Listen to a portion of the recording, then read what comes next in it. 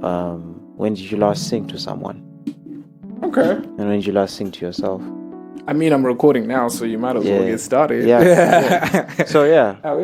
So what's your chat? What are we doing here? Actually, let's start there. What are we doing here? What are we saying here? So this is my attempt to try connect the world. It's a very lofty attempt, a very, I don't know, megalomaniac type of attempt.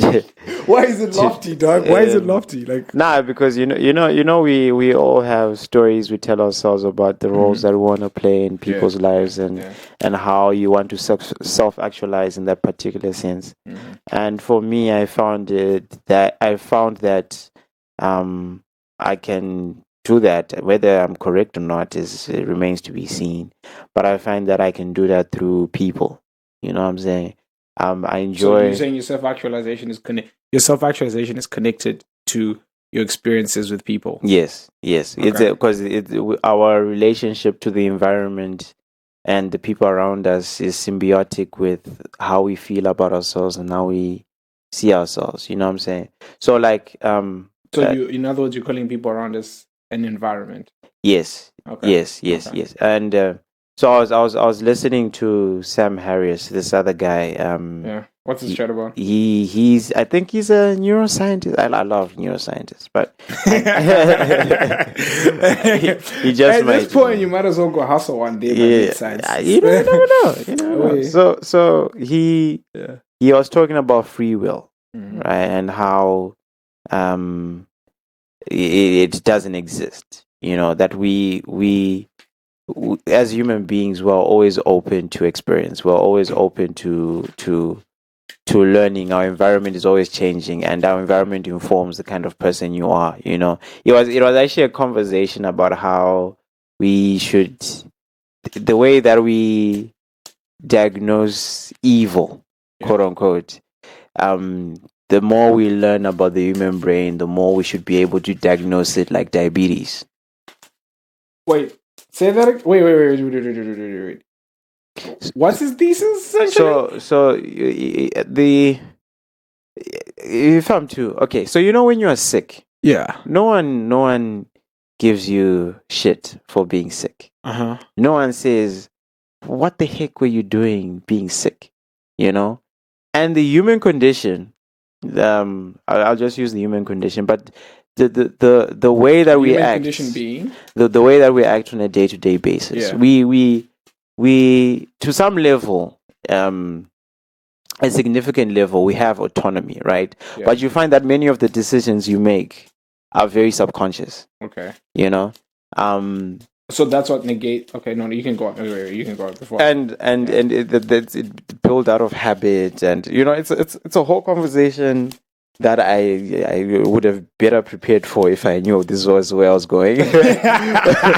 We're here, dog. We're here though. We're here now. So essentially, a lot of the things that we believe about ourselves and about the people that surround us is informed by how we grew up, how we interact with the things around us. When you're 6 years old, you don't critically think. So it's very difficult for you to be like. Is it easy to relegate a 6-year-old for lack of critical thinking? Yes. Like in the sense that like they will definitely not have all the information available to them. If you tell a 6-year-old that, listen, you're a product of your environment, what are they supposed to do with that? I mean, sure. But don't they have... Okay. Yeah. Okay, let's keep that thought because I really want to talk about that. Yeah. I want to go back to that. But I want to segue into this, like a side note. But if we claim that human development starts from the time the baby is conceived, can we also not say so? Because this is a discussion we always have. Like, isn't there like an inherent, like, how do I say this? Like an inherent intelligence, like we called it. An inherent. Does that mean you are we relegating babies to say they have no critical thinking? Or rather, okay, go ahead. Okay. It's not a question about intelligence. Okay. It's not that like us being a product of our environment does not mean that we're not intelligent. Okay. It's just there are a lot of things that come into your vision, into your audio, into your listening, into your taste, into so many things that factor into a particular belief system that you'll have about something. And there's no way you're going to examine every single little thing you believe about everything. Yeah. Because some things you don't know that you believe that about that thing, you know. Okay, and some things, yes, you may have a particular perspective on it, but you think that you're being objective, or there's so many things about life that we believe we truly know. Yeah. But that's subjective reality. So this is essentially what the show is about. It's a celebration of difference. Okay. A celebration of difference, but then in the acknowledgement that we're all trying to chase the same thing. And what is that same thing? We all want love, we all want health, and we all want happiness. And that it's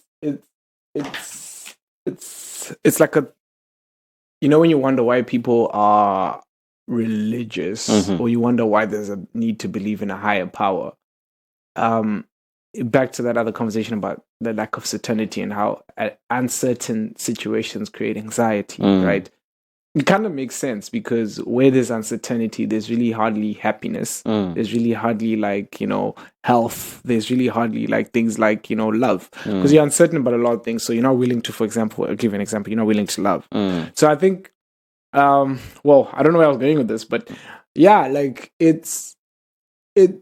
it makes sense why you'd want to believe in a higher power that will create a beautiful story of a certainty, of a certain, like you're saying, there's a certain ending. And then you're like, okay, so that gives me some sort of comfort, because not existing is, we're too 3-dimensional to not exist, or understand what not existing even looks like. But anyway, yeah. No, actually, I want to tap into that uncertainty thing. Actually, that it's been a conversation we've been having for a couple of weeks now, or days, and the other aspect of uncertainty is that if it's channeled in the right way, it can be fun. When you play a game of Pairs, we really don't know who's going to win. That's fun. I mean, when we play with you, that's all. Marco would disagree. There's at least a good 80% chance you're losing. I mean, okay, let's remove me from the equation. Okay, fine. Okay, let's say you're playing online. Yeah, exactly. When I'm playing online, you never know who's gonna win. You start off and you're like, okay, you're trying to gauge how they play, and then you see how they play, and then before you know it, they score a goal, and you're like, oh. So you're saying there's joy in uncertainty? There may be joy in uncertainty. Okay. Yeah, curiosity lies in uncertainty? Yeah. So like even when you play basketball with the boys that time, you really don't know. I don't know whether you randomize the teams or I don't know. Basically teams are randomized. Yeah. Because it's just niggas linking up. Hey, who wants to play it? Then we make it happen. But it's also still uncertain. You won't know whether you score or not. I think if it's channeled well enough, if it's done through the right, not necessarily right, but if it's done in a way that builds you or that curiosity thing, that it goes your curiosity, I think uncertainty can be a nice thing. But in general, uncertainty I think can be very anxiety inducing, and it's the reason behind. And that's the other thing that I was talking about, that we don't really know what exactly is going to be influencing our actions, but a big part of it is uncertainty. Okay, actually, just maybe now that we're discussing this, hey, I'm not a doctor, I'm not a psychologist, I just like to read a lot. I mean, disclaimers. Disclaimers, naturally. But I mean, for me, I rather my experience has been quite different. Because for me, the experience has more been my anxiousness. I don't necessarily just call it the anxiety per se. Sometimes it's just a feeling of being overwhelmed. That feeling of being overwhelmed sometimes comes from these predetermined headings I have. I'm like, okay, if I don't do this, this is what's going to happen. Yeah. And then that future is very not what I want it to look like. So maybe let's say I want to clean the house. Right? If I don't clean the house, it's going to be dirty. And then there's consequences to that dirt, right? So it's for me personally, some of it stems in that, in my head, I create this reality where it's if I don't do this thing, the world is going to crash. It's going to burn. Yeah. I'm going to be a slacker. No one's going to respect me. And then it becomes like, it stems from I guess the uncertainty lies in how I'm not sure how people are going to read into this action. So if I fail to do an obligation, how are people going to interpret me? So then I create all these different circumstances. And I can't lay on one answer. I can't like simply pick up like, oh no, it's going to be A. And nah, definitely it's the first one. Yeah. No, but like chances are people will be like, oh, okay, yeah, sure, you fucked up. Then what? Yeah. Then we just look at each other and it's like, oh yeah, sure, my guy. Oh, sorry guys. Then, oh, okay, sure. Can you fix it? That's what's next. But then most of my anxiousness lies in that. But yeah, I hope I did just as good. No, it makes sense because actually before you came, I was listening to a detachment, not necessarily a lecture, but I think it's one of those spiritual gurus and stuff like that, right? And I was listening to their thoughts on attachment and stuff, and like I think the attachment we have to who we are, or the attachment we have to outcomes, like you were saying, that's the biggest contributor to like the anxiety that we feel. You know, it's like this conversation is going into spirals because a lot of these conversations are like episode. Just this is a single episode. This is a single episode. But like essentially, I'm of the belief that the self is an illusion. That we really construct our stories based on where we are in the particular point in time. You know, that you exist as a person, and yeah, that's true. But like the parameters that you set for yourself in terms of like how you love, or who you believe loves you, or how much you're worth in a workplace, in a work setting, or as a citizen of a country. You know, or your attachment to your country. These are all things. These are all stories we build according to time. But you exist first, like Jean-Paul Sartre, my favorite existentialist philosopher. Low key the goat. Low key was inspired by his work. He's a goat. He's a goat. The white man, unfortunately, the white man gets to see over the veil because of the freedom that they have. You know.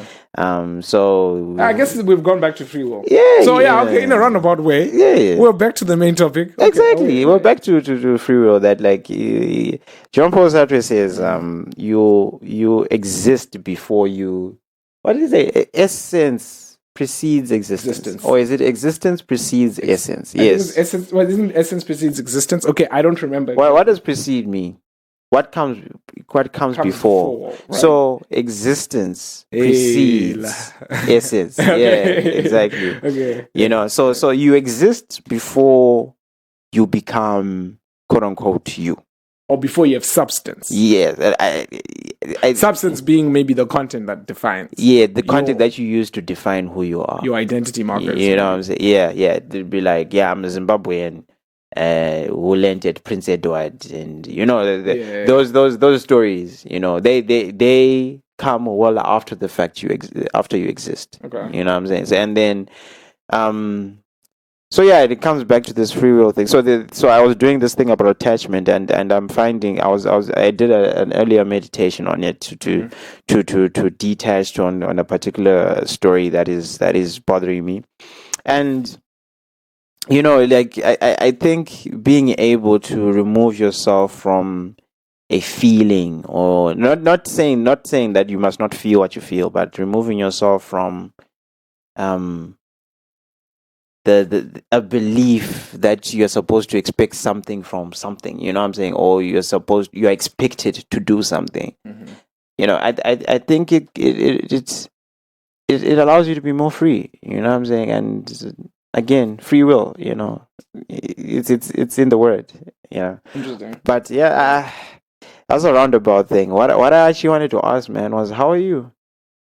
Well, our 15 minutes is up. So, I mean, yeah, sure, we'll get to that. Yeah.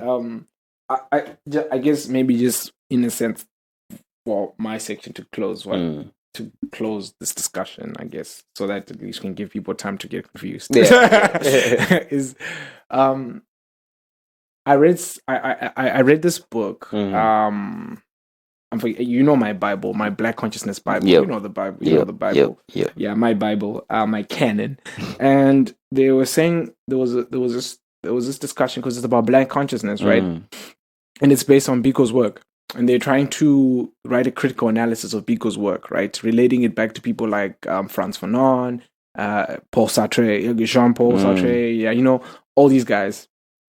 And one thing that was said about freedom was freedom, like how he explained it. I'm paraphrasing it really badly, but the essence is still there, which is freedom is a natural. Is consequence of natural existence, but we are denied, right, because of the color of our skin. But in a sense, freedom comes from having taken some sort of agency, some steps to recognize that you have the freedom. And so, like, in a sense, the freedom emanates from the mind first. I hope I put that across right. But yeah, essentially, they were trying to say that you're not free until you're truly free within the mind. And in other words, you start by accepting an existential existence, which is a blank page. Then you decide what you want to tie your life to. But is it as easy as that? It's never easy. That's why I said I want to leave people confused. Because it's also still like a discussion I also have on my own. But yeah, dude, thanks for having me, bro. No problem, man. No problem. Dude. That was good content, boy. Yeah. That's why.